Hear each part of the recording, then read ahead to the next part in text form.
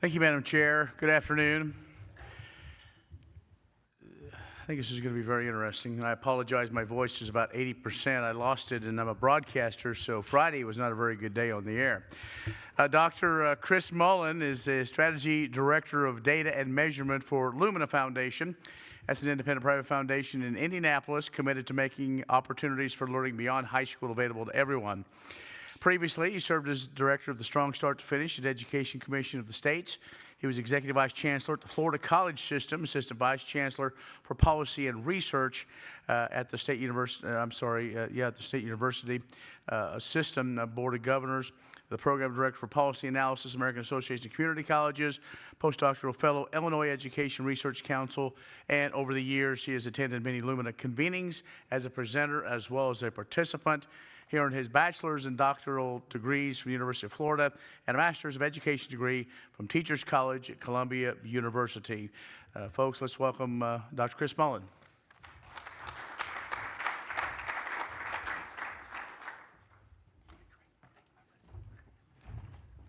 Good afternoon. Good afternoon. Good afternoon. All right. That's wonderful. Thank you very much. And thank you very much for having me here today to speak with all of you. It's a real pleasure to have this opportunity. You've heard a little bit of my bio and my history. I've also been a teacher. That's why I like to say the hello and get things together. I started off as an art teacher and taught early childhood, elementary, middle, and high school in New York and the state of Florida. But it's great to be here today. Today I have now I have the distinct honor of being the strategy director for data and measurement at Lumina Foundation. You're like, what is that exactly? And part of my job is to be a futurist, to see the future, and then figure out how we're going to get there and measure it. My job is focused around data and measurement, improving both our state data systems that you work so hard to build and design, going back to Senate Bill 1828 in Illinois that I worked on in 2008, a long time ago, and also federal data systems that help us better understand what's happening, and along with polling individuals to understand our world. You know, Lumina is most well known probably for our goal. We're a private foundation, but we have a goal, and we've had a goal for over 15 years now, to really increase the educational attainment in the country. We've been joined in that goal by 49 states have set your own attainment goals, which mirror ours or close to ours, whatever the case may be, and I want to take a moment to say thank you for all your dedication and effort to that. Attainment really is important. It wasn't a number that we just picked out of nowhere. The 60% number came from the workforce your states need. That was it. That's the backbone behind it. How do we keep America competitive and be the best country in the world? And that's the grounding behind everything that we do. We believe in making opportunities available for everyone beyond high school, which includes, yes, degrees, which are really important, but as we'll talk about, short-term learning, which might result in the trades, right? A certification, a certificate, whatever the case may be. Over time, we've tracked that in Stronger Nation. My job is I oversee 3 contracting analysts, 3 teams that run the data for us, our data visualization team, and make sure it's up and building. We're building the new one now. It will be up again in January, like it always has been. And at the very end, maybe I can talk a little bit about the future. You all know this, but many of the states in the MHEC are doing well above the national average. I won't spend too much time on attainment of that group. But really, the question we are getting a lot is about attainment for what? And why are we focused so much on attainment? We know that credentials matter in the lives of individuals. And it's kind of funny because I sit there and I think about things and I look over, this is a picture from my bookshelf, a little piece of my bookshelf, right? Which it goes back from I want to call balls and strikes. So the book on the far left is the upside of inequality. Somebody actually wrote a book about how inequality is good for the country. I don't understand their point of view. And then the downside of inequality and how it comes together. And then some other books, The Economic Value of Higher Education, written in 1987. Next up is a blue book you can't see. It was Becker, who developed human capital theory. That book's from 1964 and focuses on education. And there's, again, down the line, Higher Education for Greater Good, professor from the University of Illinois, Walter McMahon is a good friend of mine. And then other books that go over time that kind of talk about the economics and how do we talk about the value of education. So we've had this conversation ongoing for a long period of time.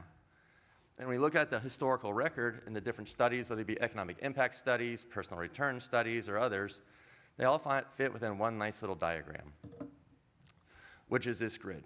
which is kind of like my orienting framework when people talk about value, right? No matter what it might be, but as we're talking about education here. One is the rows across are economic. Those means monetary. How do we measure things in terms of money, right?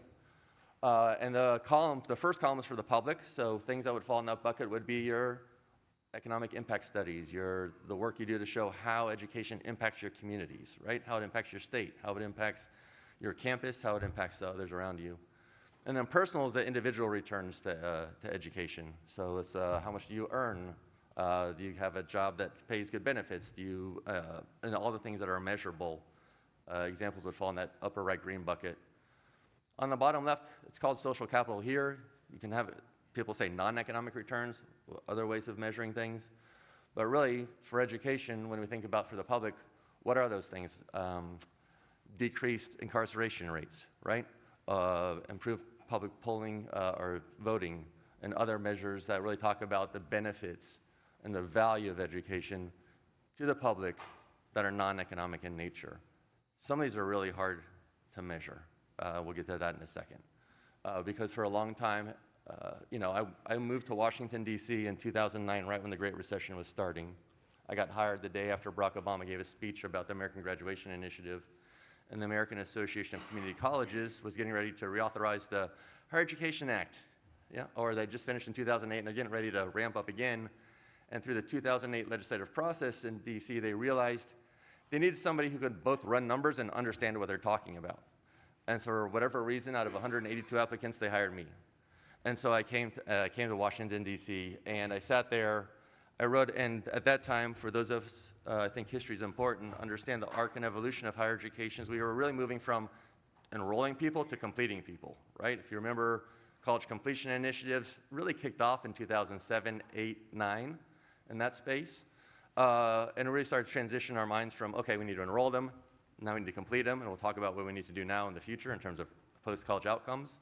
But really the focus is on that. And I remember going out, I wrote a paper that just said, okay, this is how many more certificates, certifications, and degrees community colleges in the country need to create in order to meet those goals. And in an appendix, I put a bunch of slides about students by race, ethnicity, and by gender, and different things. And sitting in my office and came downstairs, had a knock on my door and said, and this guy, first my name was Jim McKinney. Does anybody know Jim McKinney? He was out in the field a lot. He was, for 30 years, the head of workforce development at the American Association of Community Colleges and worked on JTPA, language going back to the 70s, 80s, and 90s around how to make our federal workforce system better. He said, Chris, what is this? I said, it's a chart. And he goes, no, what is this? I go, it's a chart actually tracking students who are earning certificates from educational institutions. And he said, I've never seen this before in my entire life. He said, I want you to meet a friend of mine. And that friend of his was Anthony Carnevale at Georgetown. And Tony and I got to become really good friends, and we would meet at his favorite Ethiopian place right in Georgetown next to the university and talk. And he said, are you an economist? I said, no. He goes, well, tell people you are one if they ask. Because in Washington, D.C., he's like, there's only two types of people in Washington, D.C., economists and lawyers. Lawyers write the laws, and economists tell them whether or not they can afford it. And so if you're going to work in this town, those are one of the two things you need to be. And it always stuck with me, because more often than not, when we talk about education and the value of education, we get stuck in the economic thing, largely because policymakers are guided by economists for a good reason, but it makes the things on the bottom, those two rows on the bottom, much harder to measure. And so as we think about that, at Lumina, we have the great fortune of being a private foundation, no revenue pressures, which is interesting to work at after working at a state where my GSA per diem was $26 a day, where, we get to learn and listen and spend a lot of our times engaging with all of you, engaging with experts in the field. People send us ideas about studies they want to do, and it's really it's like a crash course in professional development. So part of my hope to be here today is share some of this with you, engage in conversation, learn with you, and share everything I know about whatever you want to know. But we always double check to make sure we're right, and by and large, Americans do value degrees and credentials, the post-secondary. They understand that we're going to talk about the institutions themselves, but the degrees that we offer and the things that we provide, by and large, they do. Industry certifications, certificates, bachelor's degrees, graduate degrees. This Gallup poll says they're all of value. And this is also interesting. It's a really hard chart to read. It took me like 2 seconds or maybe 2 minutes to understand it, but you kind of read vertically. So of those with, it's a measure of well-being by educational attainment level. So it asks on the top row, people's level of educational attainment, and did they feel like their life is well now? Are they thriving now, right? And to be thriving, they said you had to have a 7 out of 10 or higher on this matrix. So that first row is 61% of people with no post-secondary education felt like, I'm thriving, I'm doing good, right? 56% of people with some college or no degree thought that, 59% of people with associate degrees, and then bachelor's 69 and 75 you see. And then I said, 5 years from now, do you think you're gonna be thriving, or what would you give yourself 5 years from now, allowing people to think towards the future? And what you see is market increases across all of them, right? So it's not only that they think they're doing well now, but they're gonna continue to do well in the future, right? That their well-being, that their sense of thriving in society actually increases over time as a result of having a degree. It has longevity, a long-term impact on their lives. And then we said, okay, we asked with Gallup, we're talking about education for what? To really understand it, because we are in the process right now thinking about our own future. You know, the big goal ends in 2025, which is about 6 weeks away. So our board is meeting today, as a matter of fact, talking about our future, today and tomorrow and the next day. So there's a lot of excitement in the air, also a little bit of stress if you're a staffer, but it's a really good time. And so we're taking all this information into consideration. You know, U.S. adults perceive whether post-secondary education leads to a good outcome, and by and large, they do. The one thing I find most interesting is the third from the bottom. It's hard to read, so I'll read it out. It says, improved workplace satisfaction. That's a little low, but they feel like it's going to lead to higher incomes. So like they feel like you can get paid more and stuff, but maybe the job satisfaction is going to be a little lower. There's also some research that shows that students, like, I think about 30% of students would have chosen a different major if they had the choice to go back and do it all over again, right? So this idea of finding the right major to get you into the right career matters. Dirk and I were just talking about his daughter is a geology major, and she's working with ArcGIS to kind of map where people, 911 responders are. I have a daughter who just started college. She switched out of psychology into geography to kind of do the same thing. She wants to work towards AI certificates in geography to try and understand how to place people and things. So but I'm also an expert in a field, and I can sit and talk to her about it. How do we put people like you, people like me, in the hands, in the ways of everybody who really needs the support and the help? Some things that we're thinking about. You know, value is a conversation that's always in the air. This just came out. I tried to pull a couple of recent reports that were on my desk. The NCSL Task Force on Higher Education, you might have saw this. It came out last month. Again, really says there's, of course, they articulate the value, but the thing they say is important about the value is not only that you get a degree on time, but at the pace that the student requires. And that's hard, right? Because we try and structure things in these lockstep methods, and not everybody can do it in that way. We have 40 million Americans who started college and did not complete.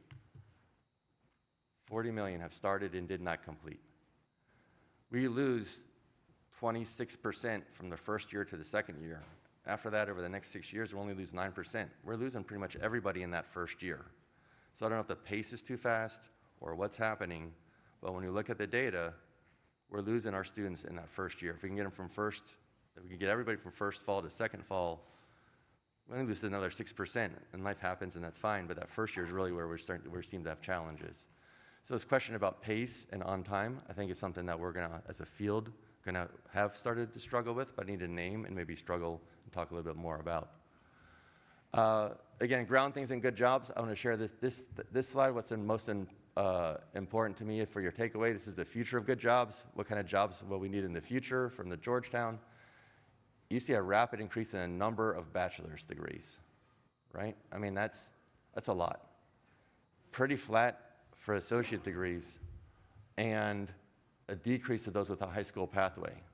You know, I have 2 cars in my driveway. I have a 1991 Chevy van I bought at auction from the University of Florida that used to carry the books for the library that I'm tinkering with myself, right? Because it's got like 8 parts to it, and I can break 8 parts. And then I have a car with a lot of computers and electronics to it that I can't fix myself. Jobs like automotive technicians are changing. We can't be shade tree mechanics as much and fix things anymore.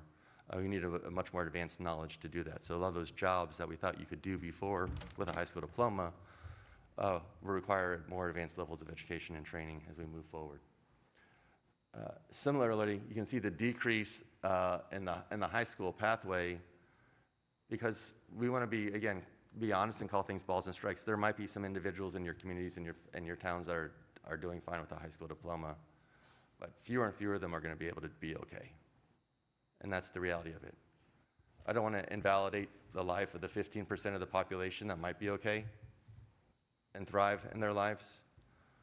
But when we think about state policy and direction and where we need to focus our energies, it's on getting more people to attainment and degrees into good jobs. And more those good jobs are going to require more education and training. The world's just becoming super complex in a way that they're going to need advanced knowledge. And I thought it was really fascinating because I always care about the students with just a high school diploma because they're kind of what in statistics we call the counterfactual, the other people who might feel left out of the conversation about college completion. So I think it's important, my personal take is to be able to speak to them as much as we speak to students going to college. And really what's happening to students who just need a high school diploma is they're losing all the management jobs. They're not in charge of anybody anymore. About 1 million management jobs are going to be lost by this group. Right? Where they used to be like, oh, maybe I can start off and become a manager and be okay. They're going to be insufficient to be able to do those jobs. There's a need for them to go back to college. And for those who are going to push to pursue more education anyways, we need to continue to do that as well. An interesting part is like students vote with their feet, but legislators and governors vote with their checkbooks, right? So the nice part is after recessions, this vote for states start to reinvest in higher education. Which is positive, right? You all are putting money into your institutions, which they need to better serve the students of today. And so much so, one interesting study is my colleague Kermit Kaliba, who has been funding this work. We've been looking more and more at the conversations around short-term Pell and workforce programs. They looked just around the country and said there have been $5.6 billion in short-term training occurring in the country. It's a lot of money in a lot of states, right? The vehicles for doing so vary. You can see the dots on the screen. I'm happy to share the report with you afterwards. But again, there's a lot of resources going in to make sure that the workforce of the future that we need to keep American competitive is being funded appropriately. And thanks to many of you in this room, you're making the case and argument to make that happen. So that's the story of success. It also makes some things interesting because I think we all know that people are questioning the value of college and degrees.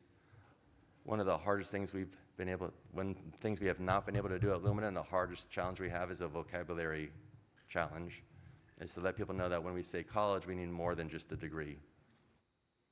It means the certificates and certifications that allow people to go to work quickly. And so I think when we hear the people thinking just about the bachelor's degree in their head, and not about the range of opportunities that are provided by institutions across our country that all have value. Bachelor's degrees have real value. I have one, I benefited from it, right? My daughter's chasing one. I tried to talk her into doing electrician journeyman, but she didn't want to do that. She wanted to go to college instead, and she's having a good time, so that's great. But part of it is helping people, who become very interested in education, try and do some studies. So I put this up because I was called and asked to help some people doing a study on college closures. All those issues are really kind of important. So how do we assess the financial health of institutions? And so somebody sent me this report and wanted to talk to me about it. And I said, it sounds great. I appreciate it. The hard part, though, is when you look at the bar chart, it looks like a lot of public four-year institutions are not that stable or not financially stable. The challenge for me is that the financial position, the profit margin and reserve ratio are things that public institutions don't always get to control, right? I know my time in Florida, we wouldn't let the universities have more than 10% in rainy day funds. If we did, we'd claw them back. And that's a policy that caused some challenges, but it also would decrease the ratio in this metric. And so part of our job, and I know when I spent my time meeting with the legislature and meeting with the governor's staff and working both in DC and state levels, is 90% of my time is playing defense to try and help people understand the good intentions and how they might not be fully articulated, right? And I think as we move forward, we're going to have to continue to do more of this work, ever more so. So studies like this don't lead people to believe that public institutions aren't run well financially. And so it's just, these are things that are in the air. The second thing that I'd share with you is, how much do you agree or disagree that the following institutions spend money wisely? This is going down over time. Is anybody else also on your K-12 funding committee in your state or involved in K-12 work? K-12 work? So you know the concept of adequacy, right? And in Illinois, they've lifted this up. This goes back to some work of Alan Auden at the University of Wisconsin, and a long time ago. It was about people just don't trust that you're using the money right. And it's very hard to tell people exactly how you're using your money, right? But I think we need, in some ways, is an area for us to tell a better story about how the monies that we are getting are being used better. Because this is a threat to undercut value in our conversations about our value. Again, everybody believes in the degree. There's some questions about how institutions are spending money to get there. There's evidence to show that people are investing in higher education. And so it gets to I think people, the sense I get, and I have the good honor of talking with individuals a fair amount, is people get confused. It's a very confusing time in higher education right now and post-secondary education right now. And part of this helps us be future ready. So let me walk you through a couple of reasons I think why they're confused, and I'm open to your thoughts and talk about the future and what else we would like to think about. So first is understanding how the degree is being atomized. So I talked to my good friend at Arizona State, and he talks about atomizing the degree. How do I chop it down to its smallest individual piece, right?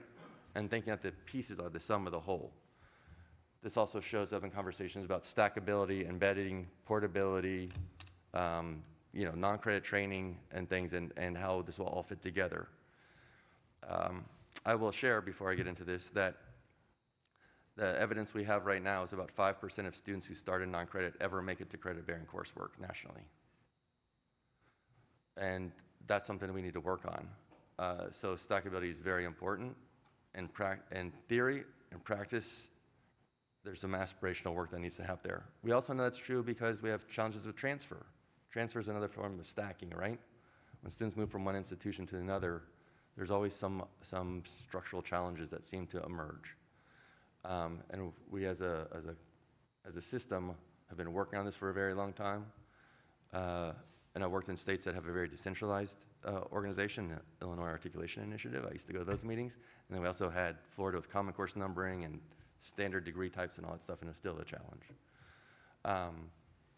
So I think the question really is how do we build and how do we think about this curriculum in a way that thinks about the end goal? So when you're a teacher, you're taught the backwards mapping. What are the objectives you want your students to learn, and then how are you going to get them to those objectives, right? If we map degrees out and work backwards, that might help us figure out how to smooth out some of these challenges. Let me give an example.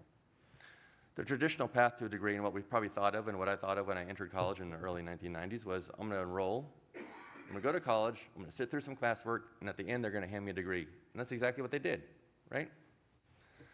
But as I said before, I was an education major, so my education experience was a little bit different. I went to college, I studied, I did a student teaching placement for 12 weeks in a local middle school. I graduated. Then to become a teacher, I took the Florida Teacher Certification exam, and then I got fingerprinted. Both of those things cost me money and time. And then I got a teaching certificate. So I had 2 credentials, 1 person, right? But that was my path, mid-90s. That people can kind of understand that because it's logical and sequential. What we're looking at right now with advancements in technology and the delivery structures and increased partnerships that we all make across the country is something that probably looks more like this. So again, this is my teaching degree. Now, I got an art education major, right? So half of my classes were art studios and half were education. I didn't get to take electives like golf, and all my friends in Florida, I had to actually be in class. And I'll tell you, there is no harder class than a studio class where you have to do a painting, put it on a wall, and be critiqued in front of 12 of your peers who all want to be painters too. It's probably the hardest thing I've ever done in my entire life. So if you want a real challenge, actually go be a studio art major and sit through critiques. Because it's not one-to-one, it's not notes on a paper, it is somebody tearing you apart and saying, why did you use that color and that shape and that space? It's exceptionally hard. Just my advocating for the arts. So back to the point at hand. The augmented path to a teaching license is, again, going back to just my last slide. So basically things are the same. The only difference is on my desk I have 2 computers rather than some books, right? But one can imagine a student now going to school, enrolling, taking classwork, and at 15 credit hours, I should have been awarded and I earned a child development associate degree, which would allow me to teach early childhood education. I know that because I taught early childhood education in Midtown Manhattan for 8 months. I had an entrance requirement, you had to be potty trained, but I did teach 4 to 6-year-olds. And then I also took classes in Photoshop. If I did that right now, Photoshop would have wound up in an industry certification in Photoshop, right? See how we're like documenting everything? It's different for this generation. And I feel like I'm saying this generation, but it is, right? I have kids in college, I can say that. This generation is different. When many of us grew up, you took a camera, you took 24 pictures, and you made sure that 24 pictures were 24 pictures you really wanted to take. Because you paid $6 for the roll of film, you paid $6 for it to be delivered, and then you had to look at back and say, I'm only going to get 4 out of this whole thing that I really want, right? Now, when I take pictures for people, I take like 12 pictures just in case somebody's not smiling right? That same idea of chunking things down and doing a lot of it now is like pervasive in education. And so when people come to you and say, I want to do micro-credentials or badges and these things, this is what they're trying to bring to you. They've chunked the educational experience down to these smallest parts. And it's great, but they're all on the table, and we got to figure out a way to put them back together and have them fit within degree programs and paths. So again, went to school, enrolled, got my 15 credit hour CDA, I got my industry certification in Photoshop, associate degree. I probably should have been awarded one because I earned one, right? There's initiatives like Colorado Score Initiative is going back and making sure people get them along the way, and some others. I actually called the University of Florida and asked for my associate degree, and they said I can't have it because I didn't earn it. But I'm like, but I got a bachelor's degree, and I earned it, but they would not give it to me. After that, I do student teaching. Now, in student teaching, you are out in the field for, depends on your state, 10, 12, 14 weeks. And you have to sit through professional development. And what you get are continuing education units, like conflict resolution or appreciative inquiry. Faculty in the field right now use those to update their teaching license, right? If I was a student teacher, I would have probably got those badges, right? At a minimum, 2. I sat through how to use highlighters, different color highlighters to highlight different passages in the textbook. I mean, I've done all types of CEUs. And then I graduated, took my assessment, got my fingerprints. So while in our head we think, oh, they're going to go get 1 degree, in actuality, what's starting to happen now is somebody's going to come out with 1, 2, 3, 4, 5, 6, potentially 7 different credentials to become a teacher, right? That's a lot. And then how do you attribute the value to each one of those, which is what I'm going to talk about. But this is the world we're in right now. And so as you do your work, and this is what we're challenging ourselves with when we think strategically about the future, even at Lumina, is we're not thinking about linear paths. And that CDA could be an on-ramp to get a teaching degree, could be an on-ramp to get an associate's and something else in education. But I think the advice I'd give to people is think about what the end degree is and map back to it.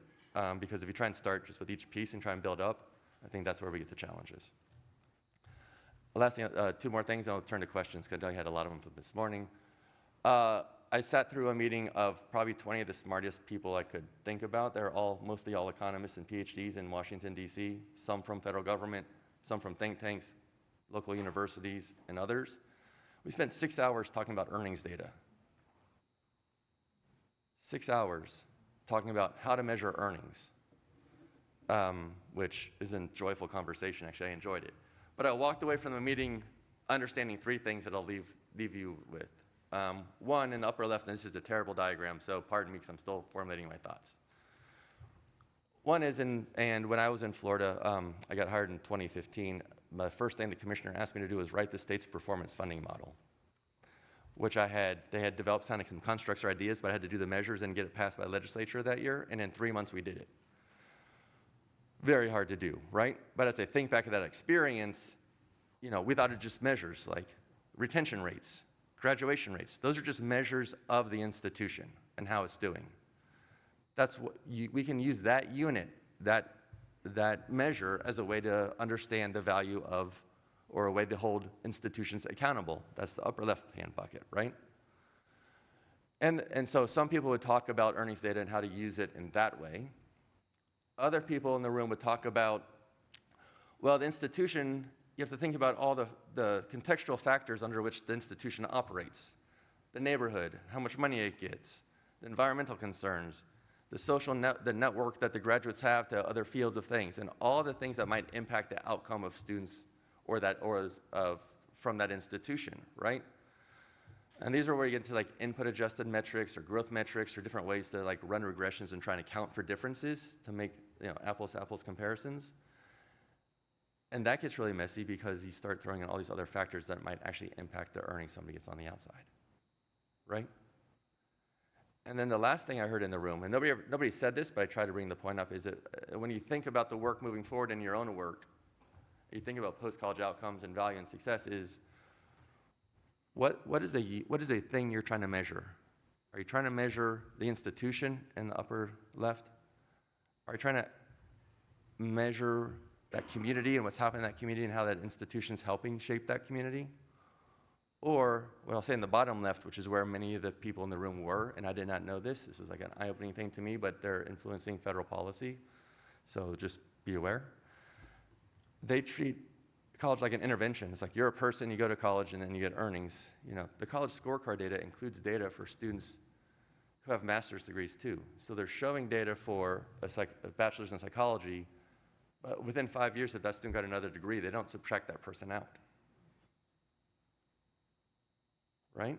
And so this information which we think we're just telling somebody about what happens at that institution is actually what happens at that institution, another institution they might go to, and any other experiences they have. And this gets very messy and very, very hard to do because you have to have really explicit and honest conversations about what are you trying to measure as you move forward. It's something that I spend a lot of time thinking about at Lumina. We'll be likely talking about more in the future. It's in the field right now. There's measures and metrics. I'll just leave one last thing, is that this doesn't happen in silos, and I want to open it up to your questions. I appreciate you taking some time for me to think. Part of what I like to do is come and talk with individuals, but also share what I'm learning today. I have a privileged place where people come to me. I got a text today, somebody asking me to fund a study. You know what I mean? Like all day long, I kind of get to have a pulse on what's happening in the country, and my intent today was to share a lot of that with you, to empower you to not have answers, but at least to understand the questions that are coming your way and have frames to interpret what you're dealing with and make the best decisions for your communities, your colleges, and your states. At Lumina, we know this doesn't happen in a silo. That's why meetings like this are so important. That's why I got on a plane early this morning, got here, want to be here with you and listen and learn from all of you. We have a state policy team that's fantastic. There's been, you might have heard, some transitions. Scott Jenkins has moved on to SHIO, so he's going to go join SHIO over there, and so we're going to be adding back to that team. But we're committed to working with you to understand, to learn, and advance the causes that you have in your states and what's important to you and your communities.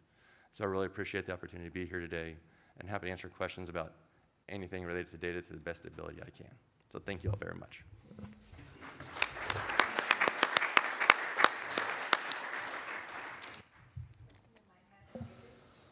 What's your definition of a good job?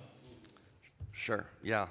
The good job that is in the Georgetown report, they have a whole methodology behind it. If you know Jeff Stroll, trying to articulate what it is, but it's most likely a higher paying job. Right now, it's mostly economic.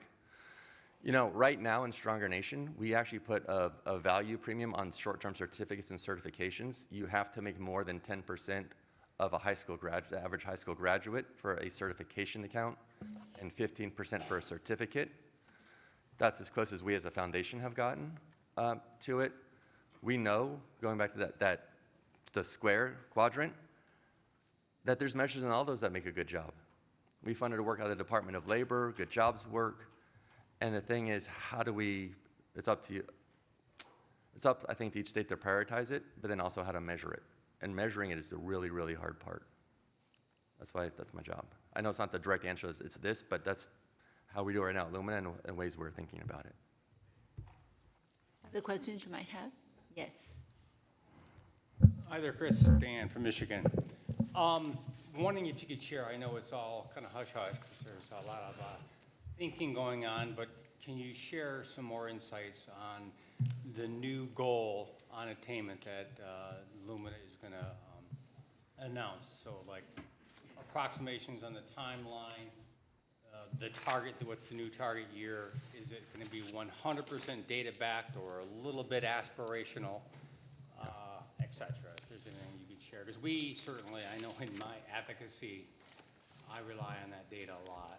And, in Michigan's case, we've improved each year, but at the same time have fallen behind in some years, sometimes dramatically. So Sure. From a competitive standpoint, it's not just an international issue, it's a domestic competitiveness issue. So your data and all the work that your colleagues do at Lumina is really appreciated. Thank you for that, Dan, and it's good to see you. So what can I share today? Like I said, right now our board is having in meetings talking about the future, so I can't stand here before you and tell you I have a goal in my hand, because we don't. It's my understanding, well, I think it's fair to say it'll be an evolution, not a revolution. And the extent to which it changes, attainment data will still be a part of Stronger Nation moving forward. So if you have a goal to 2030, like where am I going to get my attainment data? It's still going to be there for you. We're not taking it away. It's going to be there in all of its glory, as it always has been. And so, the goal will be coming out, I would think, very early Q2 of next year. At present, Stronger Nation as it currently exists is still scheduled to be released on January 31st, like it has been for the number of years since I've been there. I have the data coming in Friday. I get one more set, the subpopulation data, and then I get the challenge that we get county and metro data comes out December 15th, and that's why we don't get it out till January. But that data is going to come out. So Stronger Nation as it currently exists will be out in January. I'll look for a new goal somewhere in early Q2 of next year. Yes. Hi, Carol from Michigan. Thank you so much for the information. And I actually participate in the NCSL task force as well. So one of the things that we talked about quite a bit and that I feel is adjacent to a lot of the conversations we're having here is return on investment, right? So when we talk about what is a good job and if it's boiled down to pay, everybody pays the same amount for their degree, but the job they get later does not pay back the same amount. So I'm just curious if you've done, are there states, and I don't know if this is true in the compact or not, but is there anybody kind of toying with that and how you might do tiered pricing for different degrees so that they come out with roughly the same ROI or anything like that going on?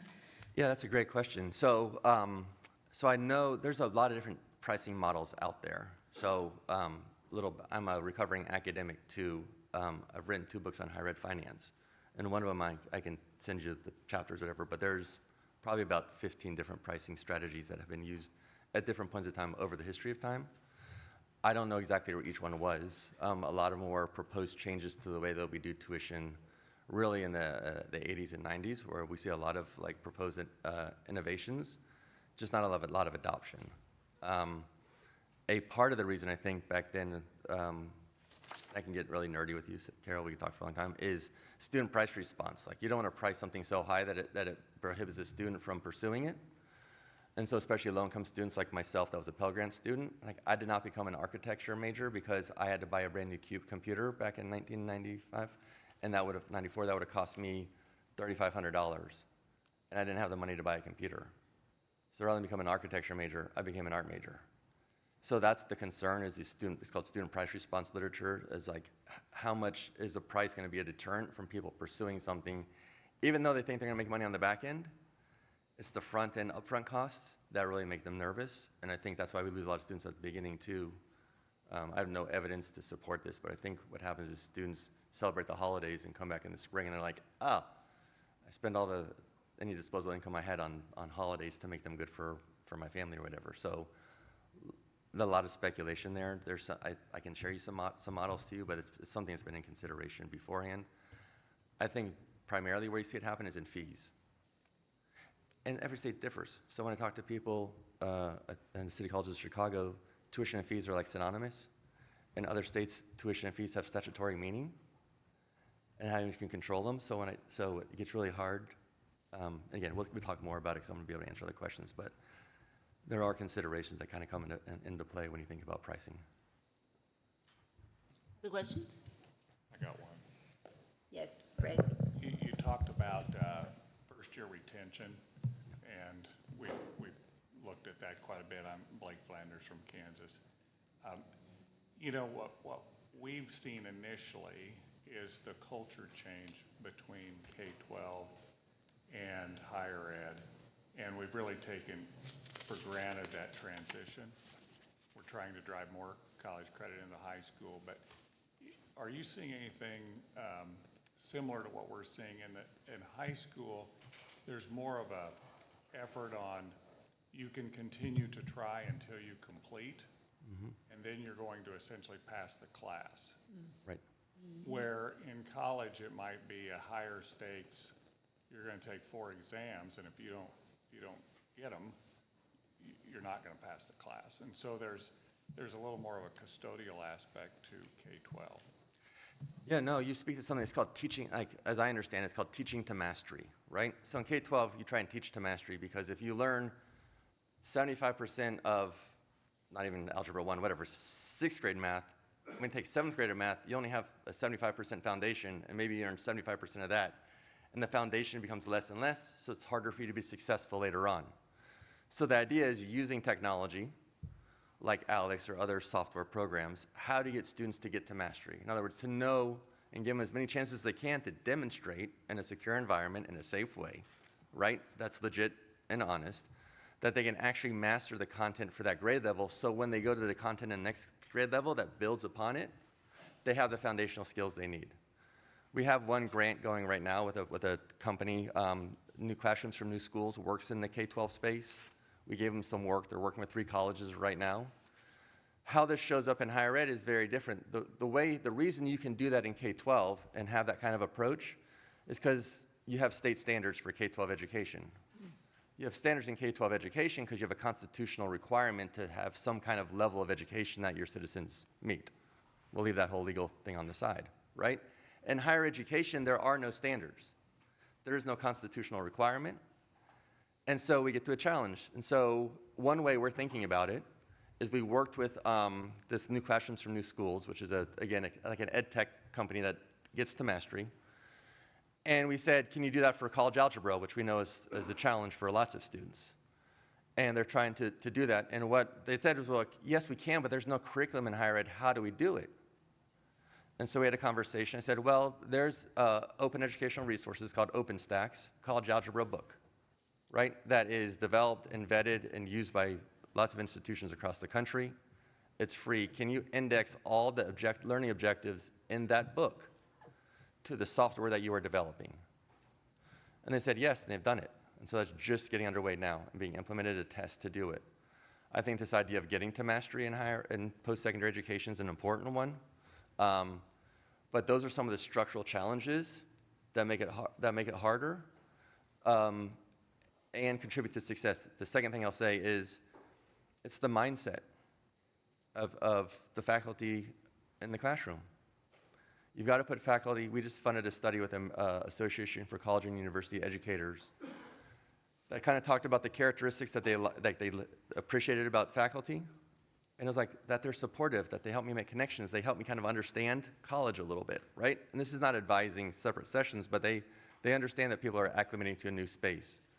I had a good friend who taught math. I ran a DevEd reform effort in some of your, or funded some of your states to do this work called Strong Start to Finish, where we did a co-rec for, math class work and placement tests and multiple measures placements policies. And when I talked to the math faculty, they said, yeah, what we realized is we need to take, Charlie and not let him teach freshmen and sophomores anymore. We gotta put Charlie over here, and we gotta have people over there that make the front door a little bit more welcoming and empower them with the opportunity that they can learn it, and add that one credit co-rec, which is really oftentimes using this kind of supplementary instruction technologies like Khan Academy, or whatever it might be. I don't want to suggest one vendor, but a way to help show them that they actually master the material and understand what's happening in the classroom. So I agree with you, but that's where we need to go, is what's happening, and that it's hard as legislators and state leaders to say what's going on in the classroom, but also being aware that that matters. Okay. Thank you, Chris. All right. Thank you very, very much. Right. Thank you all very much. Thank you.